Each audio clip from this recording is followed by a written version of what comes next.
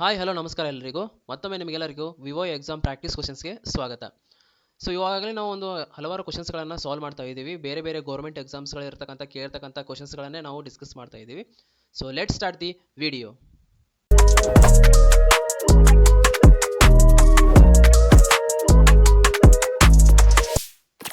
ಇವಾಗ ನಾವು question number 21 ಅನ್ನು ಡಿಸ್ಕಸ್ ಮಾಡೋಣ ಇವತ್ತು. ಸೊ ಯಾರನ್ನು ಫಾದರ್ ಆಫ್ ಎಕನಾಮಿಸ್ಟ್ ಅಂತ ಕರೀತಾರೆ ಅಂತ ಕೇಳಿದ್ದಾರೆ. ಅಂದರೆ who is known as the father of economist ಅಂತ ಕೇಳಿದ್ದಾರೆ. Option A J M Keynes, option B Adam Smith, option C Abraham Maslow, option D ಇವ್ಯಾವುದು ಅಲ್ಲ ಅಂತ ಹೇಳಿದ್ದಾರೆ. ಸೊ ನಿಮಗೆ ಒಂದು 10 ಸೆಕೆಂಡ್ಸ್ ಟೈಮ್ ಕೊಡ್ತೀನಿ, ಅದರಲ್ಲಿ ಆನ್ಸರ್ ಮಾಡೋಕ್ಕೆ ಟ್ರೈ ಮಾಡಿ. ಆನ್ಸರ್ ಬಂದರೆ ಕಮೆಂಟ್ ಮಾಡಿ.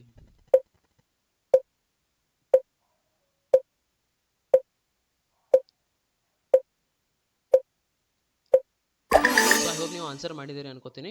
ಸೊ ಇದಕ್ಕೆ ಸರಿಯಾದ ಆನ್ಸರ್ ನೀವು ನೋಡೋದಾದ್ರೆ ಆಪ್ಷನ್ ಬಿ ಇದಕ್ಕೆ ಸರಿಯಾದ ಆನ್ಸರ್. ಆಡಮ್ ಸ್ಮಿತ್ ಅವರು ಏನಂತ ಕರೀತಾರಪ್ಪ ಅಂದರೆ ಅವರಿಗೆ ಫಾದರ್ ಆಫ್ ಎಕನಾಮಿಸ್ಟ್ ಅಂತ ಕರೀತಾರೆ. ಸೊ ಇದ್ರ ಬಗ್ಗೆ ಹೆಚ್ಚಿನ ಮಾಹಿತಿ ನೋಡ್ಬೇಕಂದ್ರೆ ನೀವು ಆಡಮ್ ಸ್ಮಿತ್ ಅವರು ಸಾಮಾನ್ಯವಾಗಿ ಅರ್ಥಶಾಸ್ತ್ರದ ಪಿತಾಮಹ ಎಂದು ಕರೀತಾರೆ, ಅಂದರೆ ಫಾದರ್ ಆಫ್ ಎಕನಾಮಿಸ್ಟ್ ಅಂತ ಕರೀತಾರೆ. And his famous work is the wealth of the Nations, ಅಂದರೆ ಅವರ ಒಂದು ಫೇಮಸ್ ಆಗಿರ್ತಕ್ಕಂತಹ ಒಂದು ಕೃತಿ ಯಾವುದಪ್ಪ ಅಂದರೆ ದ ವೆಲ್ತ್ ಆಫ್ ಎಕನಾಮಿಸ್ಟ್ ಅನ್ನ ಯಾವಾಗ ಪಬ್ಲಿಷ್ ಮಾಡಿರ್ತಾರೆ ಅಂದರೆ ಅದನ್ನು ನೋಡೋದಾದ್ರೆ 1776 ಅಲ್ಲಿ ಒಂದು ಪ್ರಕಟಣೆ ಮಾಡಿರ್ತಾರೆ. ಸೊ ಫಾದರ್ ಆಫ್ ಎಕನಾಮಿಸ್ಟ್ ಅಂತ ಯಾರಿಗೆ ಕರೀತಾರೆ? Adam Smith. ಮತ್ತೆ ಅವರ ಒಂದು ಪ್ರಸಿದ್ಧ ಕೃತಿ ಯಾವುದಪ್ಪ ಅಂದರೆ the wealth of the Nations. So ಈ ರೀತಿ ನೀವು ಒಂದು ಬೇರೆ ಬೇರೆ ಗೌರ್ಮೆಂಟ್ ಎಕ್ಸಾಮ್ಸ್ ಒಂದು ಕ್ವಶನ್ಸ್ಗಳನ್ನು ಸಾಲ್ವ್ ಮಾಡ್ತಾ ಇದ್ರೆ ಸೊ ಒಂದು ಕ್ವಶನ್ಸ್ಗಳು ರಿಪೀಟ್ ಆಗೋ ಒಂದು ಸಂಭವ ಇರುತ್ತೆ. ಅದೇ ರೀತಿ ಈ ಕಾನ್ಸೆಪ್ಟ್ಗಳನ್ನು ಕೂಡ ನಾವು ಒಂದು ಫುಲ್ ಎಕ್ಸ್ಪ್ಲನೇಷನ್ಸ್ ಡೀಟೇಲ್ ಅಂತ ಅರ್ಥ ಮಾಡಿಕೊಂಡ್ರೆ ನಿಮಗೆ ಒಂದು ಬೇರೆ ಬೇರೆ ಎಕ್ಸಾಮ್ಸ್ಗಳಲ್ಲಿ ಕೂಡ ಹೆಲ್ಪ್ ಆಗುತ್ತೆ. ಸೊ ನಾವು ಕ್ವಶನ್ 22 ಅನ್ನು ಡಿಸ್ಕಸ್ ಮಾಡೋಣ. ನೋಡಿ, ಈ ಕ್ವಶನ್ ಆಲ್ರೆಡಿ ಒಂದು ವಿವೋ ಎಕ್ಸಾಮಲ್ಲಿ ಒಂದು 2024 ಅಲ್ಲಿ ಆಲ್ರೆಡಿ ಕೇಳಿರ್ತಕ್ಕಂಥ ಕ್ವಶನ್ಸೇ. ಸೊ ಏನು ಕೇಳಿದಾರಪ್ಪ ಅಂದರೆ ಕರ್ನಾಟಕದ ಒಂದು ರೈಲ್ವೆ ಬಗ್ಗೆ ಕೇಳಿದ್ದಾರೆ. ಕರ್ನಾಟಕದ ರೈಲ್ವೆಗೆ ಸಂಬಂಧಿಸಿದಂತೆ ಯಾವುದು ಒಂದು ಸರಿಯಾಗಿಲ್ಲ ಅಂತ ಕೇಳಿದ್ದಾರೆ. ಸೊ ಕ್ವಶನ್ ಅನ್ನು ಓದೋದು ಕೂಡ ಅಷ್ಟೇ ಇಂಪಾರ್ಟೆಂಟು. ಯಾವುದು ಸರಿಯಾಗಿಲ್ಲ ಅಂತ ಕೇಳಿದ್ದಾರೆ. ಸೊ ಇಲ್ಲಿ 4 ಆಪ್ಷನ್ಸ್ಗಳಲ್ಲಿ ಯಾವುದು ಒಂದು ಸರಿಯಾಗಿಲ್ಲ ಅಂತ ಕೇಳಿದ್ದಾರೆ. ಸೊ ಒನ್ ಬೈ ಒನ್ ಇವಾಗ ಓದ್ಕೊಂತ ಹೋಗೋಣ. ಸೊ ಹುಬ್ಬಳ್ಳಿ ವಿಭಾಗವನ್ನು ಬೆಂಗಳೂರು ಮತ್ತು ಮೈಸೂರು ವಿಭಾಗಗಳೊಂದಿಗೆ ವಿಲೀನಗೊಳಿಸಿ ದಕ್ಷಿಣ ಪಶ್ಚಿಮ ಒಂದು ರೈಲನ್ನು ರಚಿಸಿದ್ದಾರೆ ಅಂತ ಹೇಳಿದ್ದಾರೆ. ಅಂದರೆ ಇವಾಗ ನಮ್ಮದು ಸೌತ್ ವೆಸ್ಟ್ ರೈಲ್ವೆ ಏನಿದೆ ಅದನ್ನು ಯಾವ ರೀತಿ ಕ್ರಿಯೇಟ್ ಮಾಡಿದಾರಪ್ಪ ಅಂದರೆ merging the Hubli division with the Bengaluru and the Mysuru ಅಂತ ಹೇಳಿದ್ದಾರೆ. ಅಂದರೆ ಈಗ ಸೌತ್ ವೆಸ್ಟ್ ರೈಲ್ವೆ ಏನಿದೆಯಲ್ಲ ಅದು ಎಲ್ಲ ಏನೇನು ಅಂಡರ್ ಒಳಗೆ ಬರುತ್ತಪ್ಪ ಅಂದರೆ ಈ ಹುಬ್ಳಿ ಡಿವಿಷನ್ ಜೊತೆ ಬೆಂಗಳೂರು ಮತ್ತು ಮೈಸೂರನ್ನು ಕೂಡ ಮರ್ಜ್ ಮಾಡಿದ್ದಾರೆ ಅಂತ ಹೇಳಿದ್ದಾರೆ ಆಪ್ಷನ್ 1 ಅಲ್ಲಿ. ಆಪ್ಷನ್ ಬಿ ನಲ್ಲಿ ಏನು ಹೇಳಿದ್ದಾರೆ ಅಂದರೆ ಕೊಂಕಣ ಒಂದು ರೈಲ್ವೆನಲ್ಲಿ ಮೊದಲ ಒಂದು ಪ್ರಯಾಣ ರೈಲು 1993 ಅದು ಮಂಗಳೂರು ಮತ್ತು ಕಾರವಾರದ ನಡುವೆ ಸಂಚರಿಸಿತು ಅಂತ ಹೇಳಿದ್ದಾರೆ. ಅಂದರೆ ಇವಾಗ ಕೊಂಕಣ ರೈಲ್ವೆ ಏನಿದೆ ಅಲ್ಲ ಅಲ್ಲಿ ಫಸ್ಟ್ ಟೈಮು ಪ್ಯಾಸೆಂಜರ್ ಟ್ರೈನು ಯಾವಾಗ ಒಂದು ರನ್ ಆಯ್ತಪ್ಪ ಅಂದರೆ 1993 ಅದು ಮಂಗಳೂರು ಮತ್ತು ಕಾರವಾರ ನಡು ರನ್ ಆಯಿತು ಅಂತ ಆಪ್ಷನ್ ಬಿ ನಲ್ಲಿ ಕೊಟ್ಟಿದ್ದಾರೆ. ಆಪ್ಷನ್ ಸಿ ನಲ್ಲಿ ಏನು ಕೊಟ್ಟಿದ್ದಾರೆ ಅಂದರೆ ಬೆಂಗಳೂರು ಸಿಟಿ ರೈಲ್ವೆ ನಿಲ್ದಾಣವನ್ನು 2016ರಲ್ಲಿ ಕ್ರಾಂತಿ ವೀರ ಸಂಗೊಳ್ಳಿ ರಾಯಣ್ಣ ರೈಲ್ವೆ ನಿಲ್ದಾಣ ಎಂದು ಮರುನಾಮಕರಣ ಮಾಡಲಾಯಿತು ಅಂತ ಹೇಳಿದ್ದಾರೆ. ಅಂದರೆ ಬೆಂಗಳೂರು ಸಿಟಿ ರೈಲ್ವೆ ಸ್ಟೇಷನ್ ಏನಿದೆ ಅಲ್ಲ Bengaluru city railway station was the renamed Krantiveera Sangolli Rayanna railway stations in 2016 ಅಂತ ಹೇಳಿದ್ದಾರೆ. ಅಂದರೆ ಇವಾಗ ಬೆಂಗಳೂರು ಸಿಟಿ ರೈಲ್ವೆ ಸ್ಟೇಷನ್ ಅಂತ ಏನು ಒಂದು ಬೆಂಗಳೂರು ರೈಲ್ವೆ ಸ್ಟೇಷನ್ಸ್ಗೆ ಇತ್ತು ಅದನ್ನು ಏನು ಮಾಡಿದಾರಪ್ಪ ಅಂದರೆ 2016 ಕ್ರಾಂತಿವೀರ ಸಂಗೊಳ್ಳಿ ರಾಯಣ್ಣ ಅಂತ ರೈಲ್ವೆ ಸ್ಟೇಷನ್ ಅಂತ ಒಂದು ಮರುನಾಮಕರಣ ಮಾಡಿದ್ದಾರೆ ಅಂತ ಹೇಳಿದ್ದಾರೆ. ಆಪ್ಷನ್ಸ್ 4 ಅನ್ನು ನೋಡೋದಾದರೆ ನೀವು ಏನು ಕೊಟ್ಟಿದ್ದಾರೆ ಅಂದರೆ ರಾಜ್ಯದ ಮೊದಲ ರೈಲು ಮಾರ್ಗವು ಬೆಂಗಳೂರು ಮದ್ರಾಸ್ ನಡುವೆ ಆಗಿತ್ತು 1864 ನಲ್ಲಿ ಒಂದು ತೆರೆಯಲಾಗಿದೆ ಅಂತ ಹೇಳಿದ್ದಾರೆ. ಅಂದರೆ ಫಸ್ಟ್ ರೈಲ್ವೆ ಲೈನ್ ನಮ್ಮದು ಸ್ಟೇಟ್ದು ನೋಡೋದಾದರೆ between Bengaluru to Madras opened in 1864 ಅಂತ ಹೇಳಿದ್ದಾರೆ. ನೋಡಿ, ಈ ಕ್ವಶನ್ಸು ಎಷ್ಟು ಲಾಂಗ್ ಇದೆ, ಫುಲ್ ಡೆಪ್ತ್ ಆಗಿ ಕೇಳಿದ್ದಾರೆ. ಒಂದು ವಿವೋ ಎಕ್ಸಾಮಲ್ಲಿ ಆಲ್ರೆಡಿ ಇದು ಕ್ವಶನ್ನು ಕೇಳಿರ್ತಕ್ಕಂಥ ಕ್ವಶನ್ಸು. ಸೊ ನೀವು ಏನು ಮಾಡೋಕ್ಕಪ್ಪ ಅಂದರೆ ಸೊ ಕರ್ನಾಟಕದ ರೈಲ್ವೆ ಬಗ್ಗೆ ಮತ್ತು ಇಂಡಿಯನ್ ರೈಲ್ವೆ ಬಗ್ಗೆ ಎಲ್ಲ ಒಂದು ಡೀಟೇಲ್ ಆಗಿ ಓದ್ಕೊಳ್ಳಿ. ಇದು ನಿಮಗೊಂದು ಟಾಪಿಕ್ಕು. ಮತ್ತು ಇದ್ರ ಬಗ್ಗೆ ನಿಮಗೆ ಏನಾದರೂ ಹೆಚ್ಚಿನ ಈ ಪಾಯಿಂಟ್ಸ್ಗಳನ್ನ ಬಿಟ್ಟು ಹೆಚ್ಚಿನ ಮಾಹಿತಿ ಗೊತ್ತಿದ್ರೆ ನಾನು ಕಮೆಂಟ್ ಬಾಕ್ಸಲ್ಲಿ ಹೇಳಿ ಬೇರೆಯವ್ರು ಕೂಡ ಹೆಲ್ಪ್ ಆಗುತ್ತೆ. ಸೊ ಇವಾಗ ನಿಮಗೆ 10 ಸೆಕೆಂಡ್ಸ್ ಟೈಮ್ ಕೊಡ್ತೀನಿ, ಆನ್ಸರ್ ಮಾಡೋಕ್ಕೆ ಟ್ರೈ ಮಾಡಿ.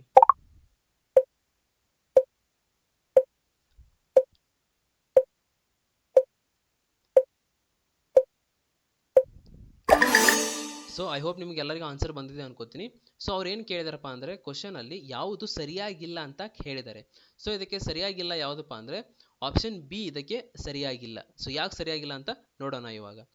ಸೊ ಹೇಳಿಕೆ ಎರಡೂ ಸರಿಯಾಗಿಲ್ಲ. ಯಾಕಪ್ಪ ಅಂದರೆ ಒಂದು ಕೊಂಕಣ ರೈಲ್ವೆ ಮೊದಲ ಪ್ರಯಾಣ ಮಾಡಿದ್ದು ಯಾವಾಗಪ್ಪ ಅಂದರೆ 20 ಮಾರ್ಚ್ 1993ನಲ್ಲಿ ಮಂಗಳೂರು ಮತ್ತು ಉಡುಪಿ ನಡು ಏನಾಗಿದೆಪ್ಪ ಅಂದರೆ ಫಸ್ಟ್ ಒಂದು ಕೊಂಕಣ ರೈಲ್ವೆ ಒಂದು ಪ್ರಾರಂಭವಾಗಿರ್ತೈತಿ. ಬಟ್ ಆಪ್ಷನಲ್ಲಿ ಏನು ಕೊಟ್ಟಿದ್ದಾರಪ್ಪ ಅಂದರೆ ಮಂಗಳೂರು ಕಾರವಾರ ಅಂತ ಕೊಟ್ಟಿದ್ದಾರೆ. ಸೊ ಅದಕ್ಕೆ ಇದು ರಾಂಗು. ಯಾವುದರಿಂದ ಯಾವ್ದು ನಡು ಒಂದು ಸ್ಥಾಪನೆ ಆಗಿದೆಪ್ಪ ಅಂದರೆ ಮಂಗಳೂರು ಮತ್ತು ಉಡುಪಿ ನಡು ಒಂದು ಕೊಂಕಣ ರೈಲ್ವೆ ಮೊದಲು ತನ್ನ ಪ್ರಯಾಣವನ್ನು 20 ಮಾರ್ಚ್ 1993ನಲ್ಲಿ ಪ್ರಾರಂಭವಾಗಿರ್ತೈತಿ. ಸೊ ನೆಕ್ಸ್ಟ್ ಕ್ವಶನ್ಸ್ ಹೋಗೋಣ ಇವಾಗ. ಸೊ ಈ ರೀತಿ ಕ್ವಶನ್ಸ್ಗಳನ್ನು ಕೂಡ ಕೇಳ್ತಾರೆ ವಿವೋ ಎಕ್ಸಾಮ್ಸ್ಗಳಲ್ಲಿ. ಕ್ವಶನ್ ನಂಬರ್ 23 ಡಿಸ್ಕಸ್ ಮಾಡೋಣ ಇವಾಗ. ಸೊ ಈ ರೀತಿ ಆಲ್ಫಾಬೆಟ್ಸ್ಗಳನ್ನು ಕೊಟ್ಬಿಟ್ಟು ಇಲ್ಲಿ ಡ್ಯಾಶ್ಗಳನ್ನ ಕೊಡ್ತಾರೆ. ಈ ಡ್ಯಾಶಲ್ಲಿ ಏನು ಬರುತ್ತೆ ಅಂತ ನೀವು ಆಪ್ಷನನ್ನು ಚೂಸ್ ಮಾಡಿಕೊಂಡು ಹೇಳಬೇಕು ಇವಾಗ. ಸೊ ಆಪ್ಷನ್ ಎ ವಿ ಅನ್ನು ಕೊಟ್ಟಿದ್ದಾರೆ, ಆಪ್ಷನ್ ಬಿ ನಲ್ಲಿ ಟಿ ಅಂತ ಕೊಟ್ಟಿದ್ದಾರೆ, ಆಪ್ಷನ್ ಸಿ ಡಬ್ಲ್ಯೂ ಅನ್ನು ಕೊಟ್ಟಿದ್ದಾರೆ, ಆಪ್ಷನ್ ಡಿ ನಲ್ಲಿ ಯು ಅಂತ ಕೊಟ್ಟಿದ್ದಾರೆ. ಸೊ ನಿಮ್ಗೊಂದು 10 ಸೆಕೆಂಡ್ಸ್ ಟೈಮ್ ಕೊಡ್ತೀನಿ, ಆನ್ಸರ್ ಮಾಡೋಕ್ಕೆ ಟ್ರೈ ಮಾಡಿ. ಸೊ ಈ ರೀತಿ ಟೈಮ್ ಕೊಟ್ಟರೆ ನಿಮಗೂ ಕೂಡ ಒಂದು ಥಿಂಕ್ ಮಾಡೋಕ್ಕೆ ಒಂದು ಟೈಮ್ ಸಿಗುತ್ತೆ. ಸೊ ಈ ಸೇಮ್ ಒಂಥರ ಎಕ್ಸಾಮ್ ಇದ್ದಂಗೆ ನಿಮಗಿದು ಪ್ರಾಕ್ಟೀಸ್ಗೆ. ಸೊ ಐ ಹೋಪ್ ನಿಮಗೆ ಆನ್ಸರ್ ಅಟ್ಲೀಸ್ಟ್ ಒಂದು ಲಾಜಿಕ್ ಆದರೂ ಗೊತ್ತಾಗಿರ್ತೈತೆ ಅನ್ಕೋತೀನಿ. ಈಸಿ ಇದೆ ಕ್ವಶನ್ನು. ಸೊ ಈ ರೀತಿ ಕ್ವಶನ್ಸ್ಗಳನ್ನು ಕೊಟ್ಟರೆ ಫಸ್ಟು ನೀವು ನೋಡಬೇಕು ಏನೇನು ಒಂದು ಯಾವ ಒಂದು ಲೆಟರ್ಸ್ಗೆ ಲಿಂಕೇಜ್ ಇದೆ ಅಂತ ನೋಡಬೇಕು.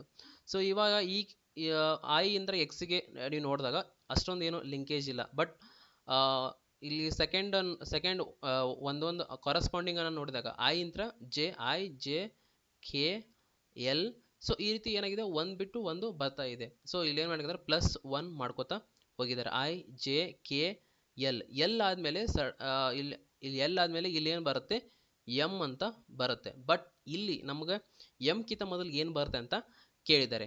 ಸೊ ಇವಾಗ ನೋಡಿದಾಗ ಎಕ್ಸ್ ಡಬ್ಲ್ಯೂ ಆದಮೇಲೆ ವಿ. ಸೊ ಇಲ್ಲೇನು ಮಾಡಿದ್ದಾರೆ -1 ಮಾಡ್ಕೋತಾ ಹೋಗಿದ್ದಾರೆ. -1 ಅಂದರೆ ಎಕ್ಸ್ ಡಬ್ಲ್ಯೂ ಎಕ್ಸ್ ಇಂದ ಒಂದು ಮೈನಸ್ ಮಾಡಿದರೆ ಡಬ್ಲ್ಯೂ ಬರುತ್ತೆ. ಡಬ್ಲ್ಯೂ ಹಿಂದ್ಗಡೆ ಏನು ಬರುತ್ತೆ ವಿ ಬರುತ್ತೆ. ವಿದ ಹಿಂದ್ಗಡೆ ಏನು ಬರುತ್ತೆ ಸೊ ವಿ ಹಿಂದ್ಗಡೆ ಏನು ಬರುತ್ತೆ ಯು ಬರುತ್ತೆ. ಸೊ ಇದಕ್ಕೆ ಸರಿಯಾದ ಆನ್ಸರ್ ನೋಡೋದಾದರೆ ಆಪ್ಷನ್ ಡಿ ಇದಕ್ಕೆ ಸರಿಯಾದ ಆನ್ಸರ್. ಸೊ ಇವಾಗ ನೋಡಿದಾಗ ನೀವು ಯು ವಿ ಡಬ್ಲ್ಯೂ ಎಕ್ಸ್ ಈ ರೀತಿ ಬರುತ್ತೆ. ಸೊ ಈ ರೀತಿ ನೀವು ಫಸ್ಟ್ ಒಂದೊಂದು ಪ್ಲೇಸನ್ನು ನೋಡಿ, ಅಥವಾ ಅದರಲ್ಲಿ ನಿಮಗೆ ಕರೆಸ್ಪಾಂಡಿಂಗ್ ಏನಾದರೂ ಒಂದು ರಿಲೇಷನ್ ಸಿಗಲಿಲ್ಲ ಅಂದರೆ ಒಂದು ಬಿಟ್ಟು ನೋಡಿ. ಸರಿ, ಈ ರೀತಿ ಒಂದು ಲಾಜಿಕನ್ನು ಬಳಸಿ.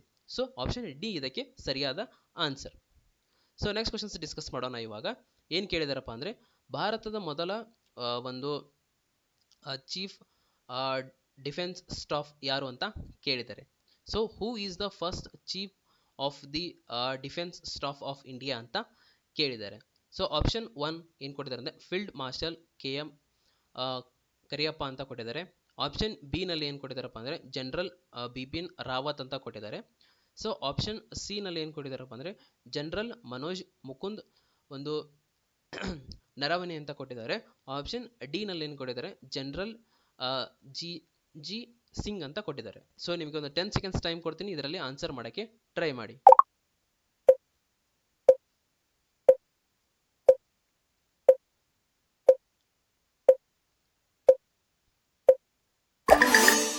ಸೊ ಐ ಹೋಪ್ ನೀವು ಆನ್ಸರ್ ಮಾಡಿದ್ದೀನಿ ಅನ್ಕೋತೀನಿ.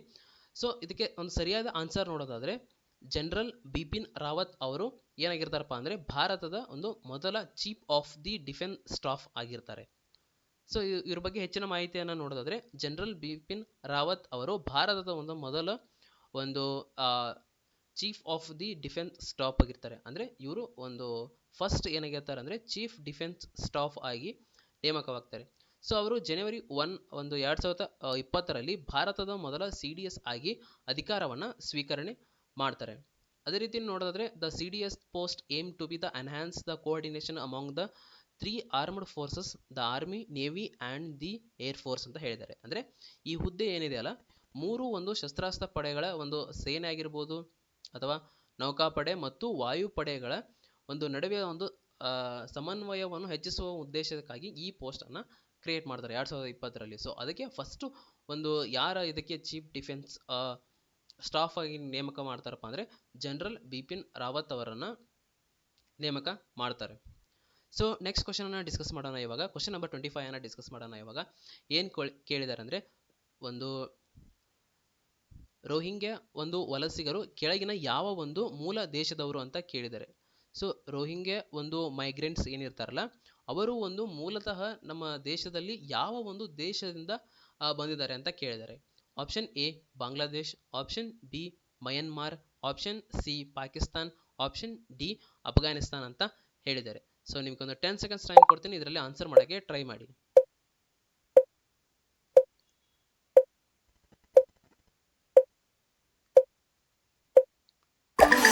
ಸೊ ಐ ಹೋಪ್ ನೀವು ಆನ್ಸರ್ ಮಾಡಿದ್ದೀನಿ ಅನ್ಕೋತೀನಿ. ಸೊ ಆಪ್ಷನ್ ಬಿ ಇದಕ್ಕೆ ಸರಿಯಾದ ಆನ್ಸರ್. ಸೊ ರೋಹಿಂಗ್ಯಾ ಒಂದು ವಲಸಿಗರು ಏನಿದಾರಪ್ಪ ಅಂದರೆ ನಮ್ಮ ಭಾರತ ದೇಶಕ್ಕೆ ಮಯನ್ಮಾರ್ ದೇಶದಿಂದ ಬಂದಿರ್ತಾರೆ. ಸೊ ಇವರು ನಮ್ಮ ದೇಶದಲ್ಲಿ ಮೈಗ್ರೆಂಟ್ಸು. ಸೊ ರೋಹಿಂಗ್ಯಾ ಒಂದು ಮುಖ್ಯವಾಗಿ ಮಯನ್ಮಾರ್ ಒಂದು ರಖೈನ್ ರಾಜ್ಯಕ್ಕೆ ಸೇರಿದ ಒಂದು ಜನಾಂಗದ ಸಮುದಾಯವಾಗಿದೆ. ಅಂದರೆ ಇವಾಗ ಮಯನ್ಮಾರ್ ದೇಶ ಏನಿದೆಯಲ್ಲ, ಆ ಮಯನ್ಮಾರ್ ದೇಶದಲ್ಲಿ ಒಂದು ರಖೈನ್ ಒಂದು ರಾಜ್ಯದಲ್ಲಿ ಸೇರತಕ್ಕಂತಹ ಈ ರೋಹಿಂಗ್ಯಾ ಜನರು. ಅದೇ ರೀತಿ ನೀವು ನೋಡ್ಬೋದು, Rakhine state is located in the west Myanmar near the border of the Bangladesh. ಅಂದರೆ ಈ ರಖೈನ್ ರಾಜ್ಯ ಏನಿದೆಯಲ್ಲ, ಅದು ಎಲ್ಲಿದೆಪ್ಪ ಅಂದರೆ ವೆಸ್ಟರ್ನ್ ಮಯನ್ಮಾರಲ್ಲಿ ಒಂದು near the border of the ಬಾಂಗ್ಲಾದೇಶಲ್ಲಿ ಇದೆ. ಹಲವು ಒಂದು ರೋಹಿಂಗ್ಯಾ ಒಂದು ಹಿಂಸಾಚಾರ ಮತ್ತು ಅಸ್ಥಿರತೆಯ ಒಂದು ಕಾರಣದಿಂದ ಬಾಂಗ್ಲಾದೇಶದಿಂದ ಸೇರಿದಂತೆ ಒಂದು ನೇರ ದೇಶಗಳಿಗೆ ವಲಸೆ ಹೋಗ್ತಾರೆ.